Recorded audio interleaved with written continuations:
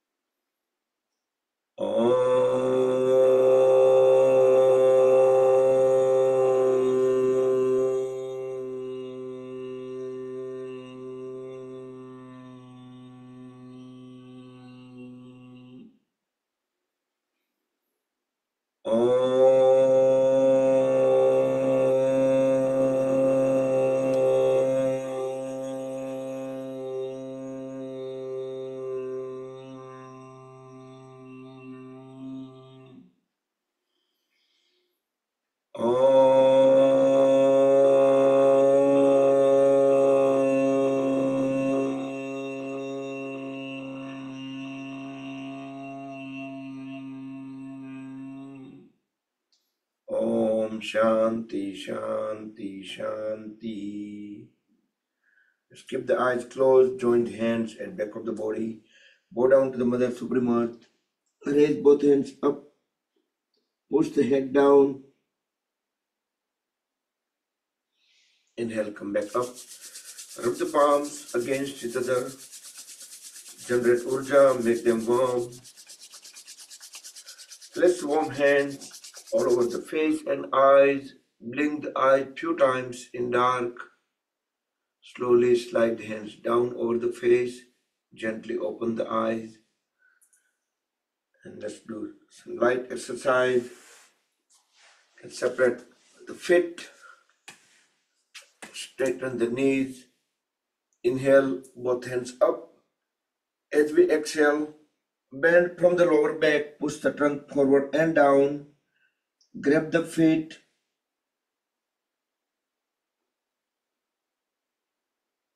Inhale, come back up. We'll do one more time. Look up.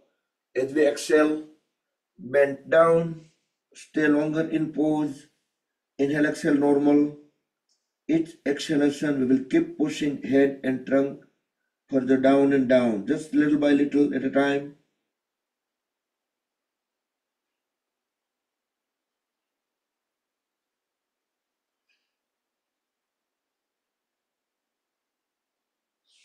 Inhale, come back up.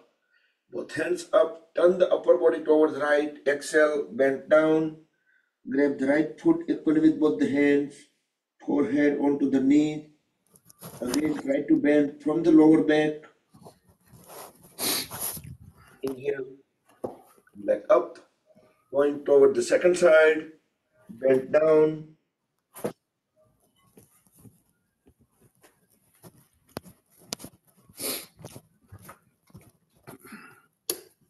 Inhale, come back up.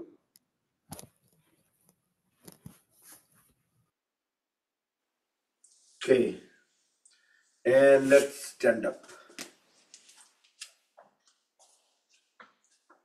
Separate feet 3 to 4 feet apart. Raise both hands up. Both are parallel to each other. Elbows straight. Deep inhale. As we exhale, bend towards the right side. Push the left shoulder out. So both the arms will still stay in parallel. All the fingertips will still stay in the same line. Keep looking up. Inhale. Back to center. Stretch the hands toward the ceiling. Exhale to the second side. Now push the right shoulder out. Keep looking up into the ceiling. Inhale, back to center. We will do one more time. Swaying palm tree pose, Tiryak Tadasana. So knees straight, elbows straight. Keep looking up. Inhale, back to center. And complete toward the other side.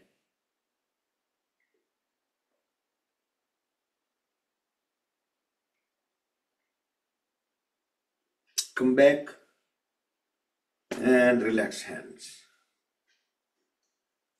Separate feet about 5 feet.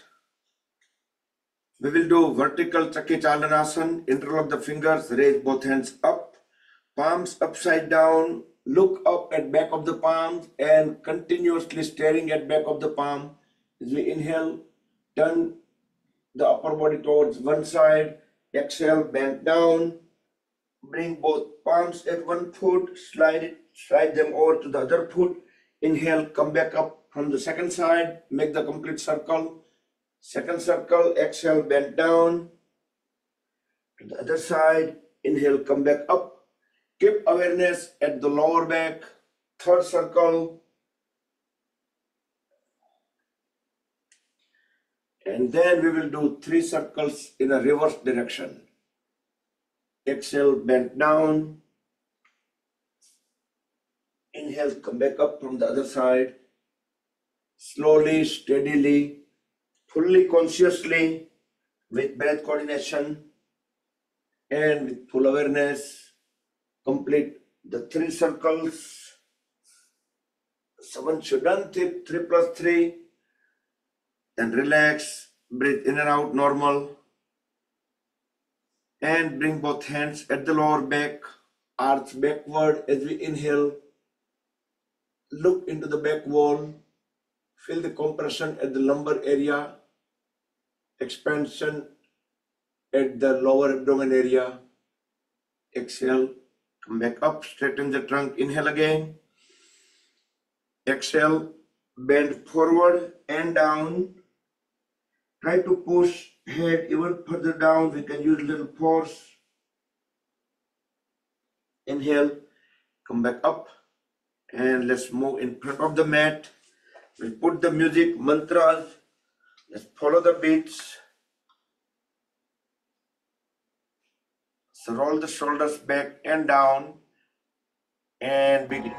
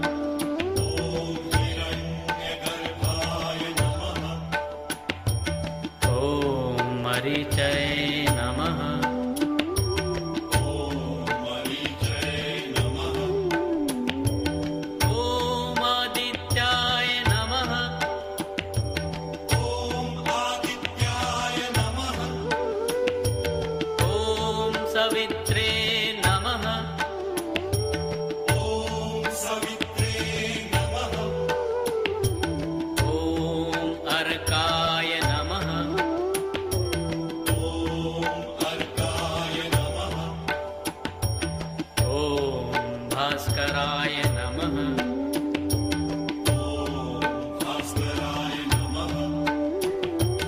ॐ मित्राय नमः।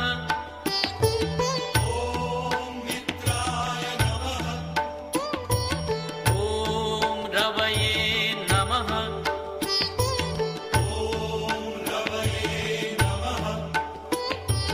ॐ सूर्याय नमः।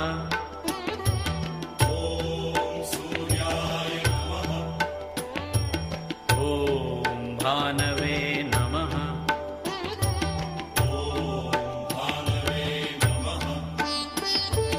ॐ खगाय नमः।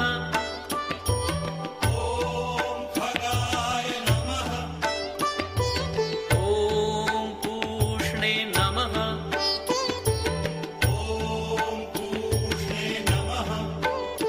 ॐ हिरण्यगर्भाय नमः।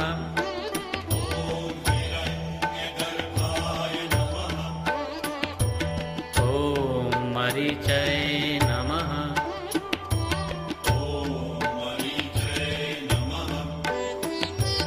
ॐ आदित्याय नमः।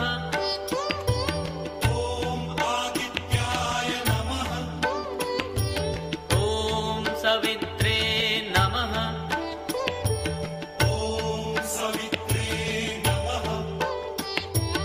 ॐ अर्काय नमः।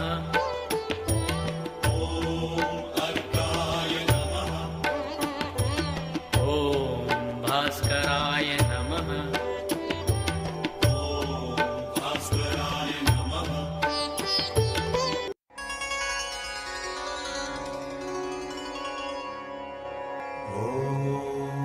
मित्राय नमः। ॐ रवये नमः। ॐ सूर्याय नमः। ॐ भानवे नमः। ॐ खगाय नमः। ॐ पूष्णे नमः। ॐ हिरण्यगर्भाय नमः। ॐ मरीचये नमः। ॐ आदित्याय नमः। ॐ सवित्रे नमः। ॐ अर्काय नमः। ॐ भास्कराय नमः। ॐ श्री सवितृ सूर्यनारायणाय नमः। ॐ मित्राय नमः। ॐ रवये नमः। ॐ सूर्याय नमः। ॐ भानवे नमः। ॐ खगाय नमः। ॐ पूष्णे नमः। ॐ हिरण्यगर्भाय नमः। ॐ मरीचये नमः। ॐ आदित्याय नमः। ॐ सवित्रे नमः। ॐ अर्काय नमः। ॐ भास्कराय नमः। ॐ श्री सवितृ सूर्यनारायणाय नमः। ॐ मित्राय नमः। ॐ रवये नमः। ॐ सूर्याय नमः।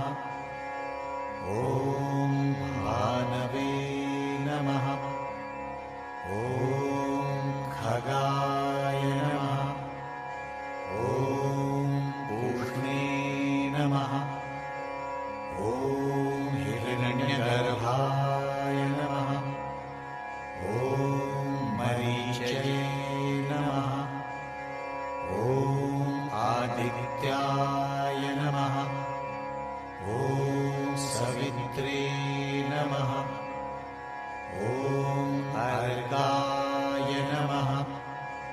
ॐ भास्कराय नमः। ॐ श्री सवितृसूर्यनारायणाय नमः। ॐ मित्राय नमः। ॐ रवये नमः। ॐ सूर्याय नमः। ॐ भानवे नमः। ॐ खगाय नमः। ॐ पूष्णे नमः। ॐ हिरण्यगर्भाय नमः। ॐ मरीचये नमः। ॐ आदित्याय नमः। ॐ सवित्रे नमः। ॐ अर्गाय नमः। ॐ भास्कराय नमः। ॐ श्री सवितृसूर्यनारायणाय नमः। ॐ मित्राय नमः। ॐ रवये नमः। ॐ सूर्याय नमः। ॐ भानवे नमः। ॐ खगाय नमः। ॐ पूष्णे नमः। ॐ हिरण्यगर्भाय नमः। ॐ मरीचये नमः। ॐ आदित्याय नमः। ॐ सवित्रे नमः। ॐ अर्गाय नमः। ॐ भास्कराय नमः। ॐ श्री सवितृसूर्यनारायणाय नमः। ॐ मित्राय नमः। ॐ रवये नमः। ॐ सूर्याय नमः। ॐ भानवे नमः। ॐ खगाय नमः। ॐ पूष्णे नमः। ॐ हिरण्यगर्भाय नमः। ॐ मरीचये नमः। ॐ आदित्याय नमः। ॐ सवित्रे नमः। ॐ अर्गाय नमः। ॐ भास्कराय नमः। ॐ श्री सवितृसूर्यनारायणाय नमः। ॐ मित्राय नमः। ॐ रवये नमः। ॐ सूर्याय नमः। ॐ भानवे नमः। ॐ खगाय नमः। ॐ पूष्णे नमः। ॐ हिरण्यगर्भाय नमः। ॐ मरीचये नमः। ॐ आदित्याय नमः।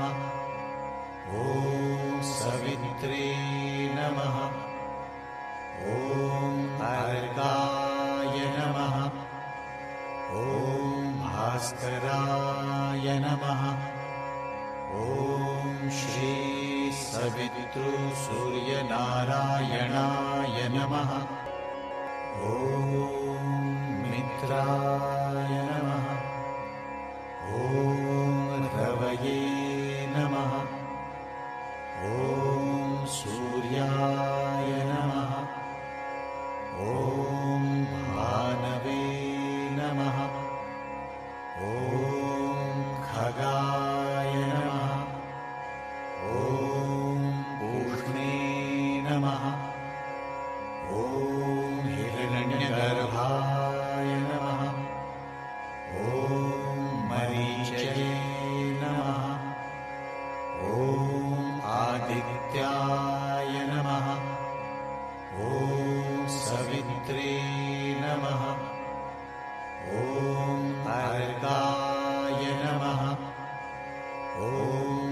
भास्कराय नमः। ॐ श्री सवितृसूर्यनारायणाय नमः। ॐ मित्राय नमः। ॐ रवये नमः। ॐ सूर्याय नमः। ॐ भानवे नमः।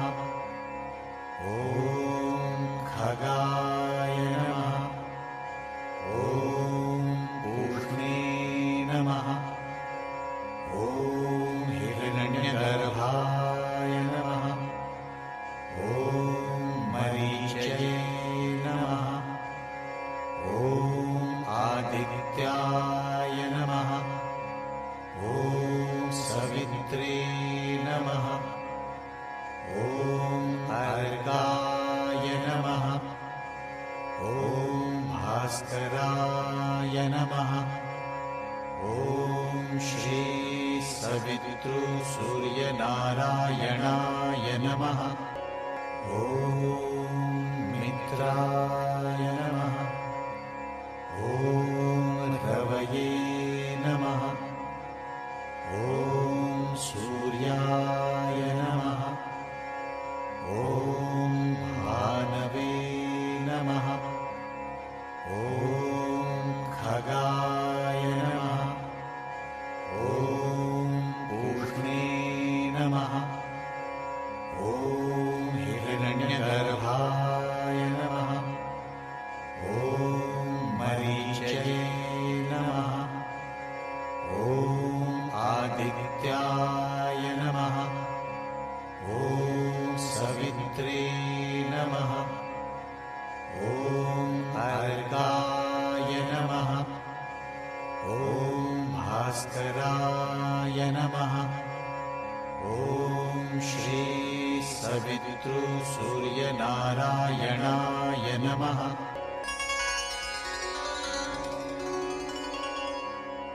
ॐ मित्राय नमः। ॐ रवये नमः। ॐ सूर्याय नमः। ॐ भानवे नमः। ॐ खगाय नमः।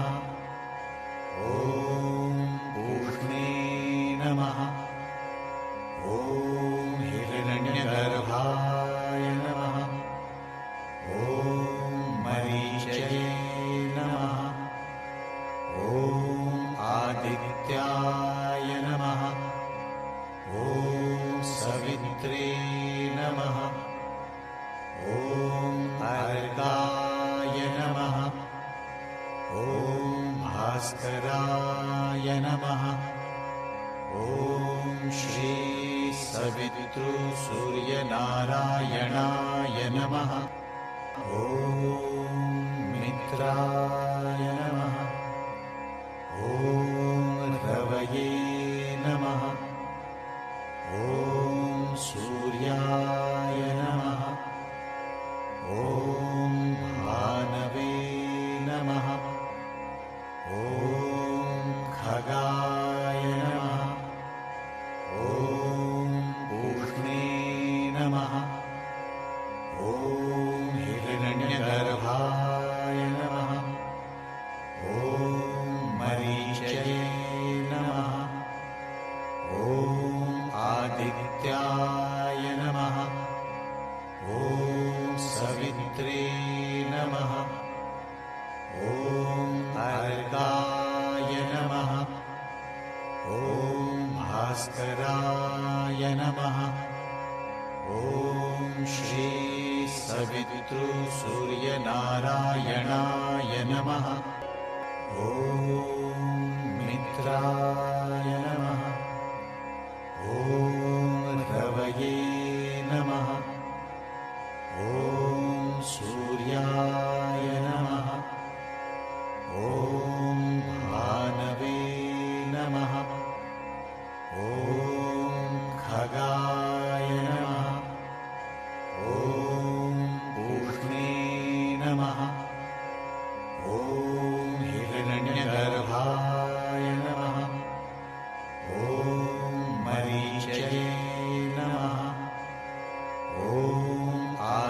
आदित्याय नमः ॐ सवित्रे नमः ॐ अर्गाय नमः ॐ भास्कराय नमः ॐ श्री सवितृसूर्यनारायणाय नमः ॐ मित्राय नमः ॐ रवये नमः ॐ सूर्याय नमः ॐ भानवे नमः ॐ खगाय नमः ॐ पूष्णे नमः ॐ हिरण्यगर्भाय नमः ॐ मरीचये नमः ॐ आदित्याय नमः ॐ सवित्रे नमः ॐ अर्गाय नमः ॐ भास्कराय नमः ॐ श्री सवितृसूर्यनारायणाय नमः ॐ मित्राय नमः ॐ रवये नमः ॐ सूर्याय नमः ॐ भानवे नमः ॐ खगाय नमः ॐ पूष्णे नमः ॐ हिरण्यगर्भाय नमः ॐ मरीचये नमः ॐ आदित्याय नमः ॐ सवित्रे नमः ॐ अर्गाय नमः ॐ भास्कराय नमः ॐ श्री सवितृसूर्यनारायणाय नमः ॐ मित्राय नमः ॐ रवये नमः ॐ सूर्याय नमः ॐ भानवे नमः ॐ खगाय नमः ॐ पूष्णे नमः ॐ हिरण्यगर्भाय नमः ॐ मरीचये नमः ॐ आदित्याय नमः ॐ सवित्रे नमः ॐ अर्गाय नमः ॐ भास्कराय नमः ॐ श्री सवितृसूर्यनारायणाय नमः ॐ मित्राय नमः ॐ रवये नमः ॐ सूर्याय नमः ॐ भानवे नमः ॐ खगाय नमः ॐ पूष्णे नमः ॐ हिरण्यगर्भाय नमः ॐ मरीचये नमः ॐ आदित्याय नमः ॐ सवित्रे नमः ॐ अर्गाय नमः ॐ भास्कराय नमः ॐ श्री सवितृसूर्यनारायणाय नमः ॐ मित्राय नमः ॐ रवये नमः ॐ सूर्याय नमः ॐ भानवे नमः ॐ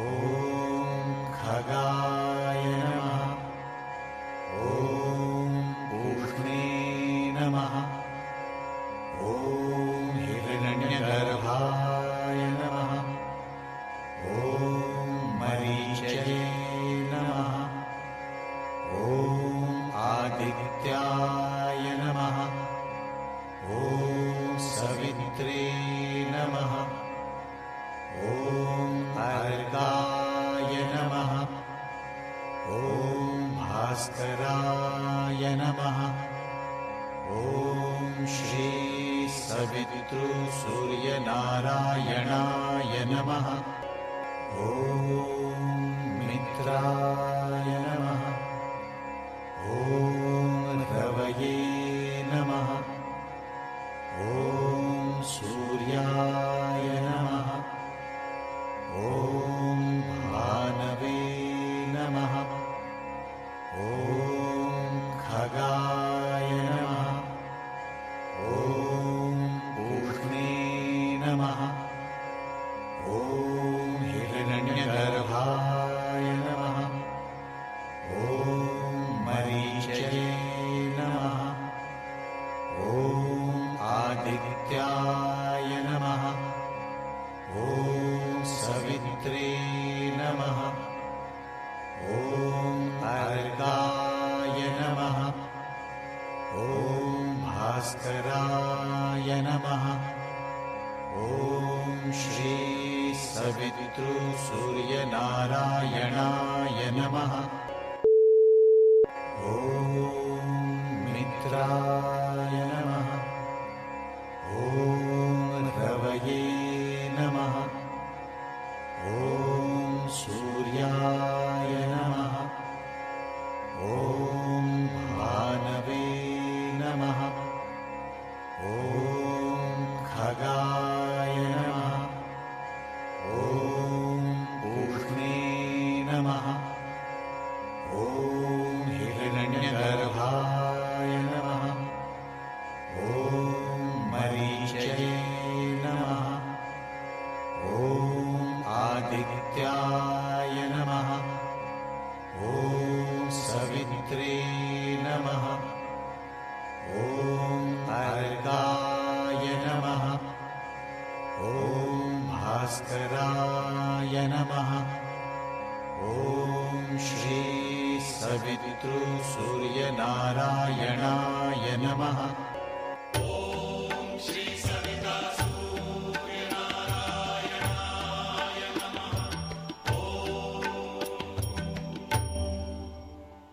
Good morning, Jai Shri Krishna. Hari Om, Hari Om, Hari Om. So let's check up the feet, thighs, legs, hands, the whole over the body. Increase activity within the body, more heartbeat, more pulse, more blood circulation.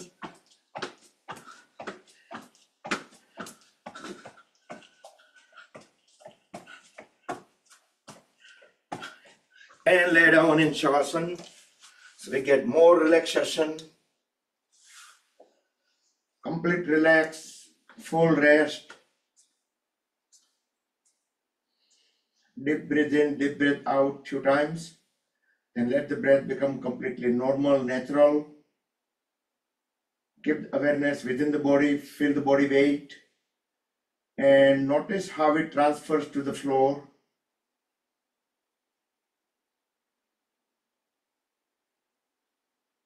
Let's do the body scan, moving the awareness precisely from head to toes, toes to the head, body part by body part.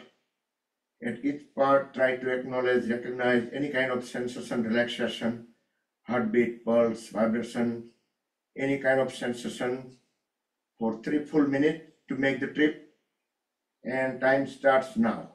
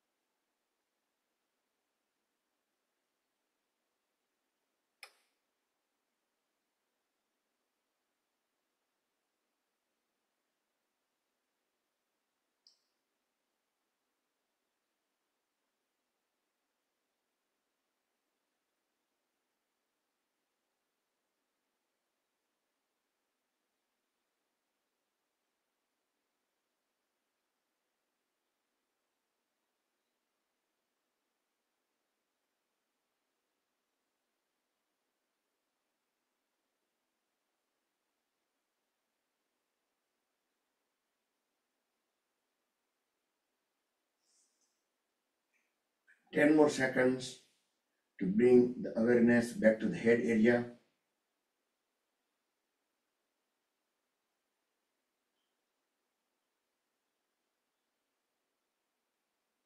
Bring feet together, wiggle the toes, squeeze and release them, move them onto side by side. Also at the same time, turn the head on both the sides a couple of times. Then give body a big stretch. Yastikasana, stick pose, full stretch. Push all the toes together in one direction, hands into opposite direction. Full stretch, stretch, stretch, stretch, and relax. Bring both hands sideways, palms facing down. Hold at the knees. So heels will be touching to the hips. Now bring the left hand outward of the right knee. Deep inhale. As we exhale, push both knees down together towards left. Turn the head towards right. Right hand still extended out. With left hand, we can keep pushing both knees down to the floor. Inhale. Release the left hand from the knees. Bring both knees upright. We'll do the other side. Bring the right knee outward of the left knee. Exhale. Drop both knees down to the floor towards right, head towards left. Push both knees down with help of the right hand. Inhale, back to center. Both hands are extended out, palms facing down. Now lift both feet up. Now drop the folded legs towards left. Turn the head towards right. Inhale, back to center. Exhale, the legs towards right, head towards left for a few seconds. And bring the entire body towards right. Keep the eyes closed till the end of the session. Inhale, exhale a couple of times.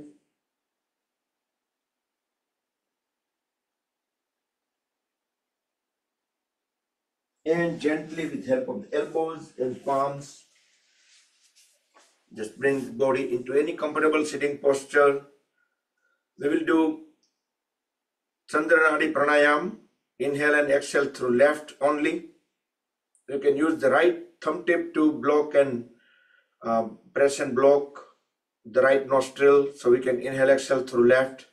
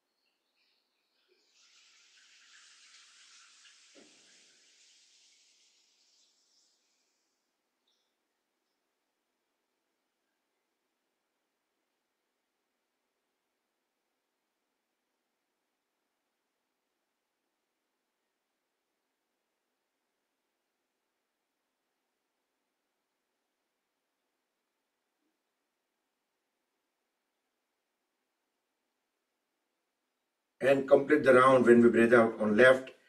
After that, bring both hands into Dhyan Mudra. Keep the back straight, relax shoulders. Deep inhale, and we will chant one long Omkar. Feel the vibrations.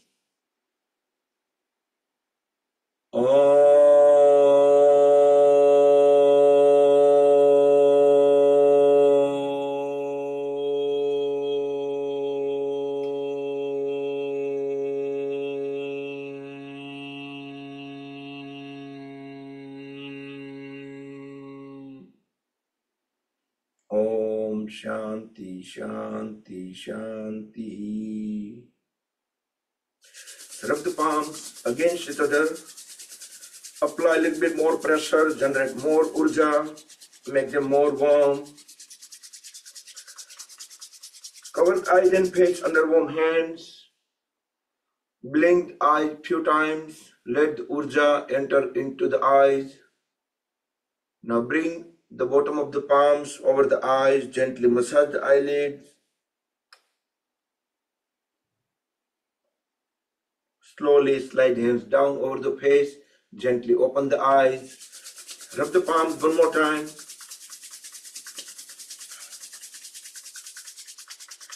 Rest them on top of the head, back of the head, neck, throat, shoulders, arms, trunk, legs, back, and any problem part of the body. Spread the energy within. Hari Om Tat Sat Sri Guru Bhyo Namaha. Good morning, everybody. Happy Wednesday. बुधवार का दिन शुभ मंगल हो. See you everyone tonight at 6 p.m. Eastern Time for the yoga session. And I'm going to unmute all of you. Yep, you can say hi and bye. જય Shri Krishna. Good morning, Thank you, everyone. Bakulbhai. જય શ્રી કૃષ્ણ બધાને. Thank you, Bogolbhai. Yeah.